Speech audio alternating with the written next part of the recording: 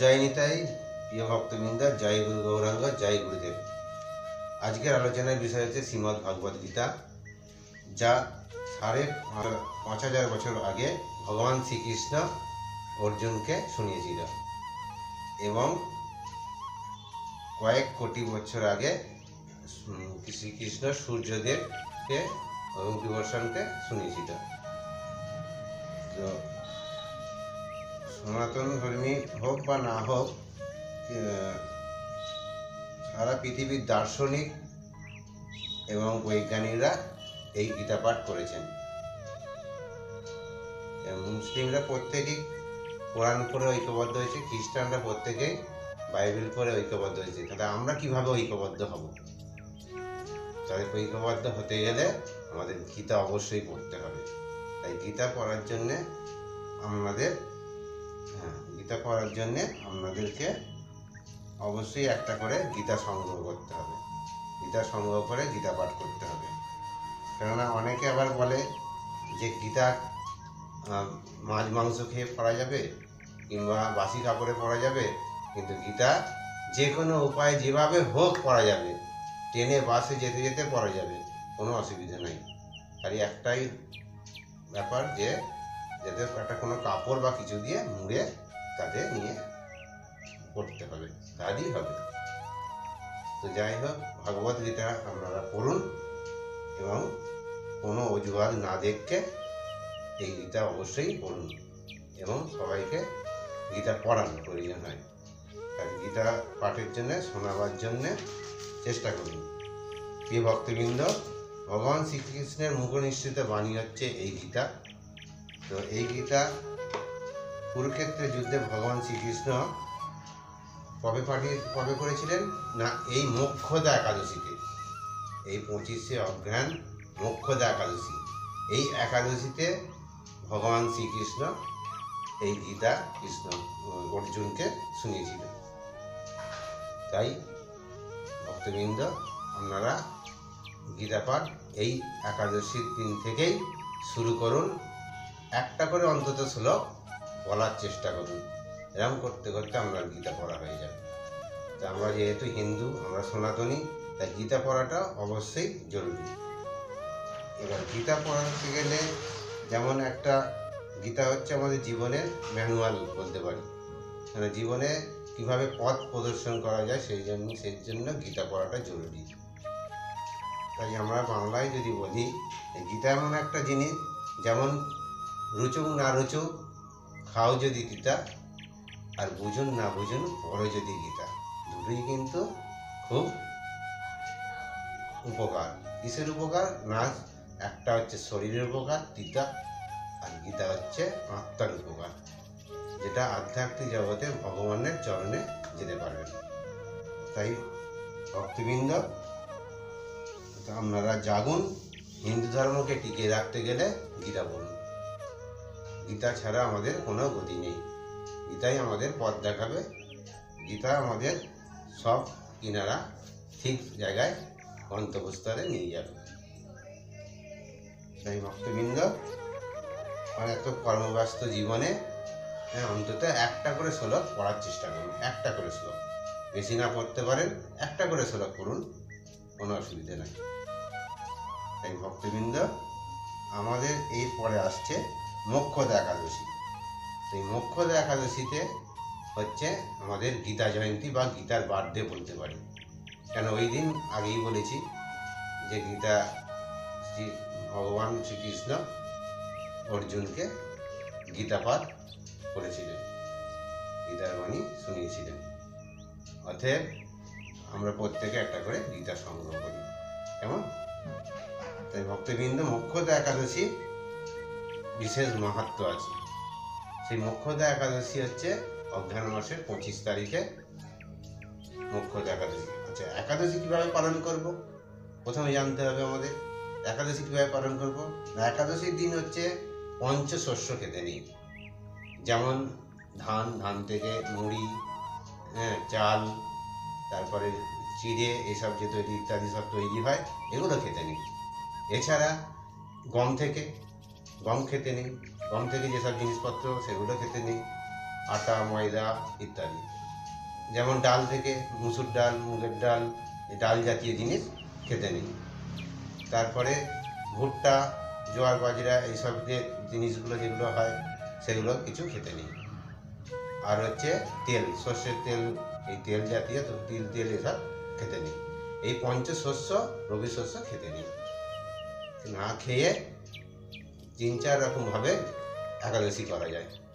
এক হচ্ছে সজলা, সফলা, নির্জলা আর অনুকল্প প্রসাদ হিসেবে একাদশী পালন করা যায়। যেমন সজলা মানে শুধু জল খেয়ে, সফলা শুধু ফল খেয়ে, নির্জলা না কিছু খেয়ে, এইভাবে। আর অনুকল্প ভগবানের প্রসাদ চলে, অনুকল্প প্রসাদ খেয়েও একাদশী করা যায়। অতএব একাদশী আপনারা করুন, যেমন একাদশী করলে বিষ্ণু সন্তুষ্ট হয় এবং আপনাদের শরীরও ভালো থাকবে। দেখবেন একবার একাদশী করে, কৃপা করে। তো এই সামনে মোক্ষদা একাদশী, এই মোক্ষদা একাদশীতে আপনারা শুরু করুন একাদশী, দেখুন কি ফল পান। তারপরে হচ্ছে যারা আমিষ ভোজন করেন তারা কি করবেন না, একাদশীর আগের দিন এবং একাদশীর পরের দিন নিরামিষ খাবেন।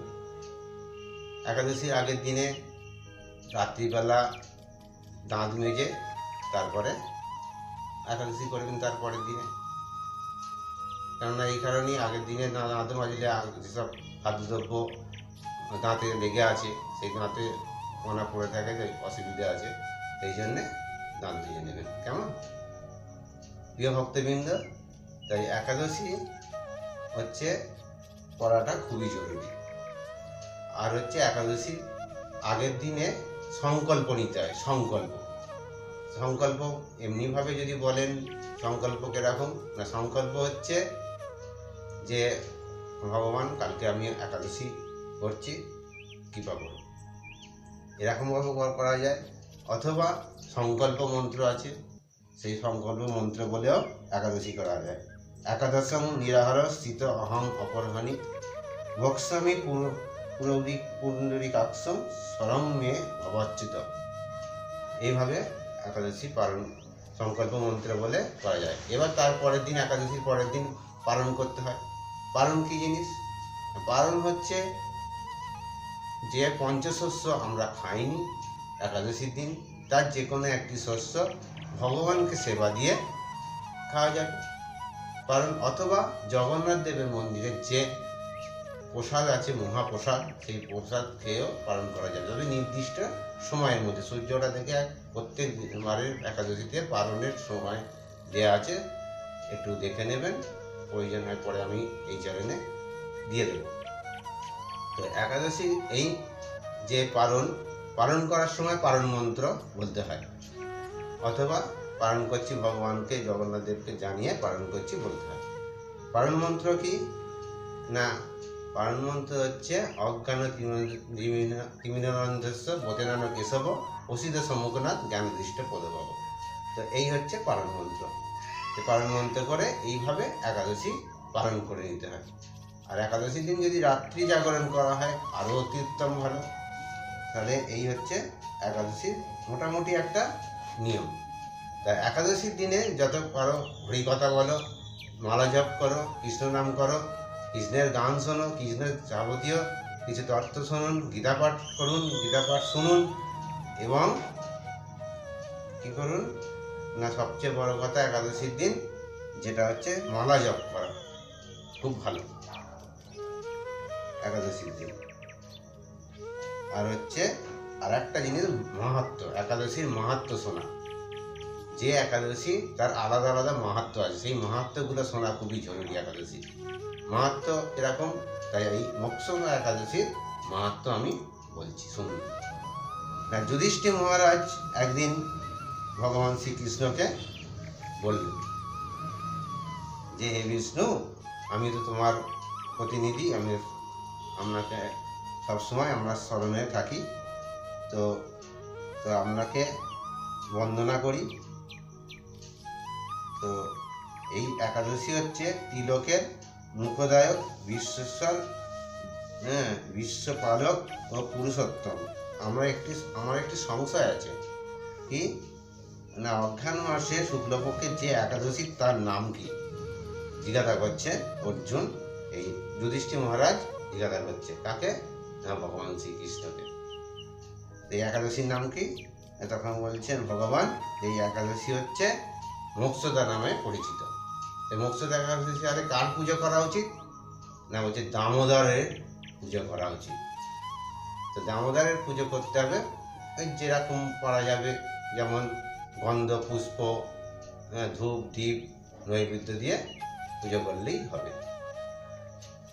আমরা যে প্রত্যেক দিন নিত্য যে পুজো করি সেরকম উপচার দিয়ে পুজো করলেই হবে। তা এই হচ্ছে মোক্ষদা একাদশী।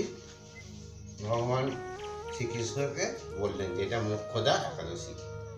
তাই এখানে হচ্ছে আর একটা ভালো জিনিস, এই একাদশী করলে, এই একাদশীটা যদি কাউকে পূর্বপুরুষদের দান করা হয় তাহলে কিন্তু সে উদ্ধার হয়ে যাবে। সেরকম শ্রীকৃষ্ণ বলে, হে মহারাজ আপনি তো উত্তম প্রশ্ন জিজ্ঞাসা করেছেন, যার মাধ্যমে আপনার যশ চতুর্দিকে বিস্তৃত হবে। এখন এই একাদশীর কথা আমি বর্ণনা করছি, যা শোনা মাত্রই বাজপেয়ী যজ্ঞের ফল লাভ হবে। ঠিক আছে? অঘ্রাণ মাসে শুক্লপক্ষের এই একাদশী হচ্ছে সর্বপাপ বিনাশকারিণী এবং হচ্ছে দামোদরের পুজো করতে হয়। তুলসী মঞ্জুরি এসব ধূপ দিয়ে পুজো করতে হয়। পূর্ব বর্ণিত বিধি অনুযায়ী এই একাদশী পালন করতে হবে, যেগুলো আমি আগে বললাম না, যে পঞ্চশস্য খেতে নেই ইত্যাদি সব বললাম, ওই রকম হিসাবে একাদশীগুলো পালন করতে হবে। তাই হে মহারাজ, প্রসঙ্গক্রমে একটি অলৌকিক কাহিনী আমি বলছি। ঠিক আছে?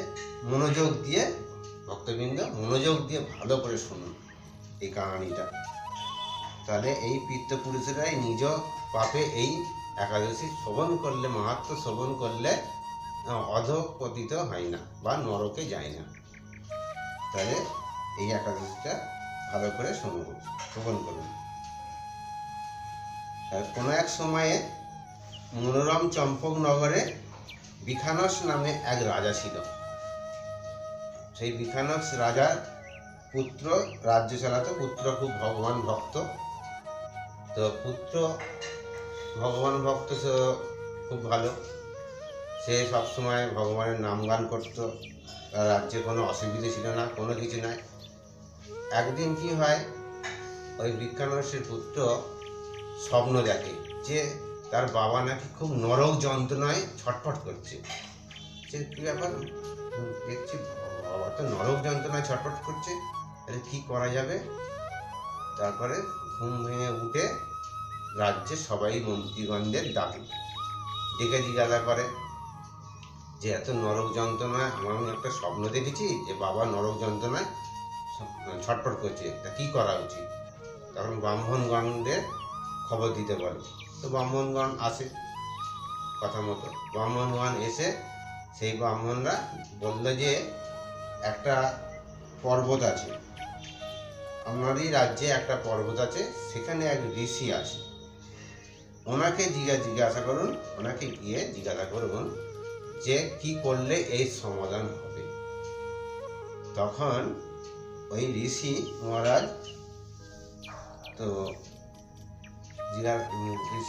আর কি বলছেন, তার কাছে গেছেন তড়িঘড়ি করে ব্রাহ্মণের কথা অনুযায়ী। তো ঋষি মহারাজের কাছে সেই ঋষি এখন বলছেন যে যেন এই যে সামনে 25শে অঘ্রাণ, যেরকম মোক্ষদা একাদশী, এই যে একাদশী আছে এই একাদশী পালন করুন।